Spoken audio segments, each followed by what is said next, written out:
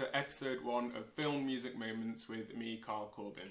Today we're going to be looking at Mission Impossible Fallout, which was the 6th film of the franchise, with music composed by Lorne Balfe. Now, I picked Balfe for episode 1 as I love his compositional works. He's written music for film, games and TV shows such as Gemini Man and Bad Boys, both starring Will Smith. He's written music for The Crown on Netflix. He's also written music for FIFA. The Journey, which is a mode you can play on the game, is composed by him. And the reason I picked him is because, unlike a lot of composers I listen to, I really love the way that he uses the full orchestra to full effect.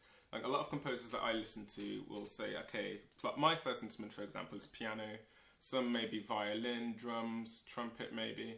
I'm not sure what Balfe's first instrument is, but what I love about him is that if he can, then he will use 100% of the orchestra, like pumping up the strings, pumping up the brass, pumping up the percussion. He will involve absolutely everything to its maximum capacity, and it's something I love about him.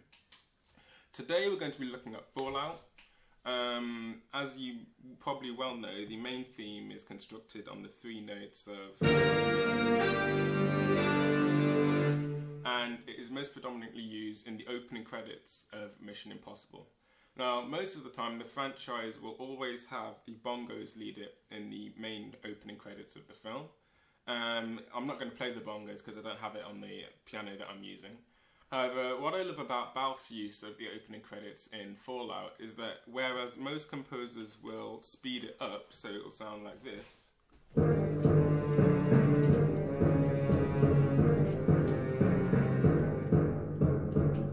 Balfe does is he actually slows it down, and in my opinion this increases the excitement factor and it boosts up the morale of the crowd as everybody is looking forward to this film. And instead of it being slowed down like that, it's sped up like it was in the beginning, so it'll be like this.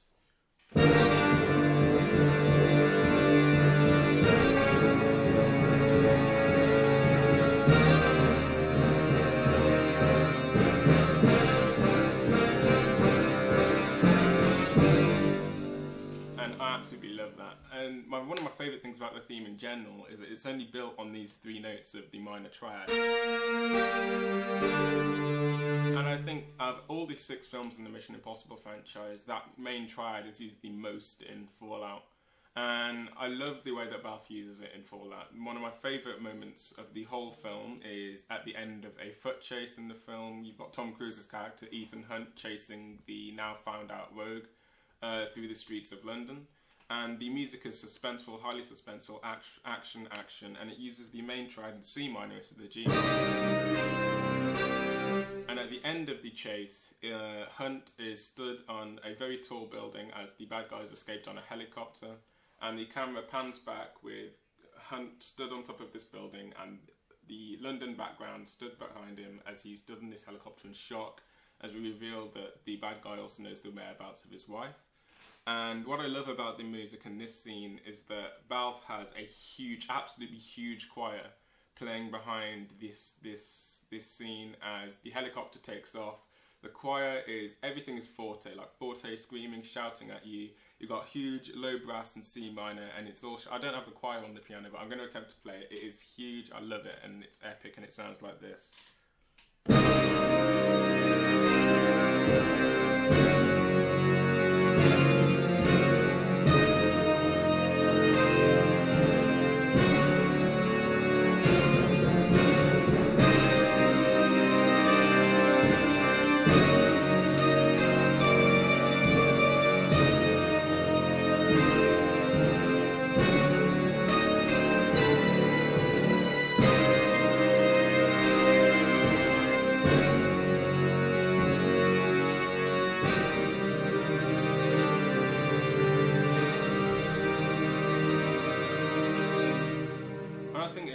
Perfectly captures the chase. It's the end of the chase, one of the biggest turnarounds of the film, and I love the way that the music caps it off. In general, I love the whole soundtrack. The film was one of my favourites of 2018. Absolutely loved it.